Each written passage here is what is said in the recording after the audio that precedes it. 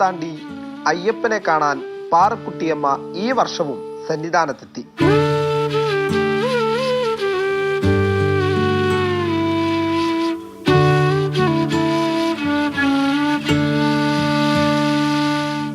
പാറക്കുട്ടിയമ്മ 18-ാം പടി ചവിട്ടിയപ്പോൾ സ്വാമിമാർ സ്വയം മാറി നിന്നു. ഓരോ പടിയും സാവധാനം ചവിട്ടി. കൂട്ടായും കരുതലായും പോലീസ് അയ്യപ്പന്മാരും.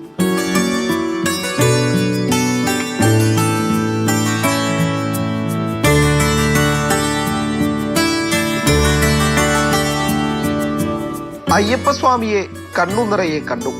പരിഭവങ്ങളും ആഗ്രഹങ്ങളും പറഞ്ഞു. അനുഗ്രഹം വാങ്ങിച്ചു.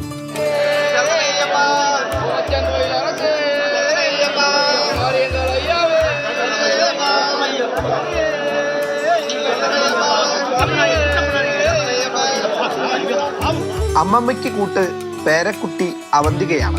കേൾവിശക്തി അല്പം കുറവായതിനാൽ ശബ്ദമാകുന്നതും അവന്തികയാണ്. അയ്യപ്പസ്വാമിയെ കണ്ടോ നന്നായിട്ട്? അയ്യപ്പസ്വാമിനെ നന്നായിട്ട് കണ്ടോന്ന്? അയ്യപ്പസ്വാമിനെ നന്നായിട്ട് കണ്ടോ? അയ്യപ്പനെ കണ്ടു. അനുഗ്രഹം തന്നു.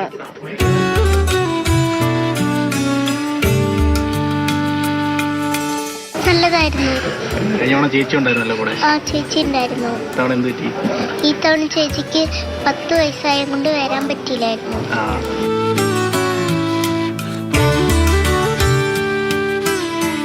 പൊന്നുവടിയും പൊന്നമ്പലവും കണ്ടു. മനസ്സ് നിറഞ്ഞു. അടുത്ത വർഷവും എത്തുമെന്ന് പറഞ്ഞാണ് പാറക്കുട്ടിയമ്മ മലയിറങ്ങുന്നത്. മാതൃഭൂമി ന്യൂസ്, സന്നിധാനം. എന്ത് സന്തോഷമാണ് പാറക്കുട്ടിയമ്മയുടെ മുഖത്ത്. എന്തൊരു ഐശ്വര്യമാണല്ലേ അയ്യനെ കാണാനായിട്ട്. ഈ പ്രായത്തിലും എത്തിയെന്ന് പറയുന്നത് ചെറിയ കാര്യമല്ല. അത്രത്തോളം ദൃഢമാണ്, സന്തോഷത്തിലുള്ളതാണ് ആ മനസ്സ്. നമുക്കിപ്പം സോണൽ കൃഷ്ണ ചേരുന്നുണ്ട്. സോണൽ, വളരെ സന്തോഷം തരുന്ന ഒരു കാഴ്ചയാണ് കണ്ടത്. പാറക്കുട്ടിയമ്മ 101-ാം വയസ്സിലും മല കയറി അയ്യനെ തൊഴാനായിട്ട് എത്തിയത്. പറയൂ.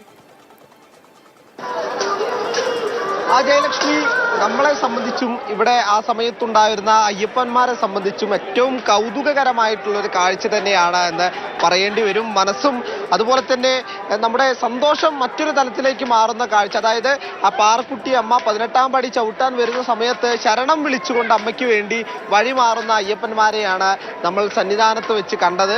അങ്ങനെ അമ്മ ഒറ്റയ്ക്കാണ് 18-ാം പടി കയറിയത്. അമ്മയ്ക്ക് കൂട്ടായിട്ട് പോലീസ് അയ്യപ്പന്മാർ കൂടി ഉണ്ടായിരുന്നു എന്നുള്ളതാണ്. കാരണം അമ്മയെ ചേർത്ത് പിടിച്ച് അമ്മയ്ക്ക് വേണ്ട എല്ലാ സൗകര്യങ്ങളും ഒരുക്കിയത് പോലീസ് അയ്യപ്പന്മാരാണ്.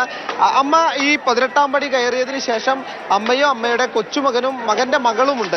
അവരൊരുമിച്ചാണ് അയ്യപ്പന്റെ ദർശനം നടത്താൻ വേണ്ടി സന്നിധിയിലേക്ക് വന്ന് കൺകുളിർക്കെ കണ്ട് ശരണം വിളിച്ച് അമ്മ തന്റെ പരിഭവങ്ങളും ആഗ്രഹങ്ങളും എല്ലാം പറഞ്ഞ് അനുഗ്രഹം വാങ്ങിച്ചതിന് ശേഷമാണ് അയ്യനെ തൊഴുത് പുറത്തിറങ്ങുന്നത്. പുറത്തിറങ്ങിയ ശേഷം അമ്മ മാധ്യമങ്ങളെ കാണുകയുണ്ടായി.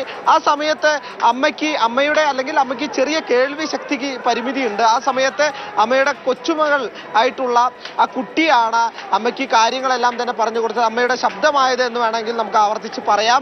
ആ കുട്ടി നമ്മൾ ചോദിക്കുന്ന ഓരോ ചോദ്യവും അമ്മയോട് പറഞ്ഞു കൊടുത്ത് അമ്മ അതിനൊക്കെ കൃത്യമായി മറുപടി പറയുന്നത്. കാരണം അമ്മ വന്ന വഴിയിലുള്ള ക്ഷേത്രങ്ങൾ, കാടാമ്പുഴ, ഗുരുവായൂർ, അങ്ങനെ എല്ലാ ക്ഷേത്രങ്ങളെ കുറിച്ച് പറയുന്നുണ്ട്. അതിനുശേഷമാണ് സന്നിധിയിലെത്തി അയ്യപ്പനെ തൊഴുത കാര്യം പറഞ്ഞത്.